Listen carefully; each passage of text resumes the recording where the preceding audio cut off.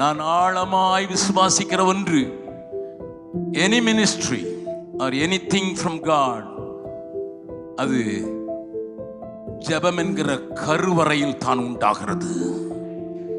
From the womb of the prayer only, any ministry, anything from God, it starts there. ஜெபம் என்கிற கருவறையிலே உருவாக்கப்படுகிற மனிதன் தேசத்தையே, என் வானங்களையே அசைக்கக்கூடிய ஒரு சாமுவேலாக இருக்கலாம். ஜெப வரையிலே உருவாக்கப்பட்ட அந்த பெந்தேகோஸ்தின் அக்னி தேசங்களை தாண்டி எரிகிறதற்கு போதுமானதாக இருக்கிறது. ஜெப வரையிலே நின்று தேவ சமூகத்திலே நின்ற பவுல் தேசங்களை அல்ல உலகத்தையே கலக்கிறவன் என்று மாறிவிட வாய்ப்புண்டு.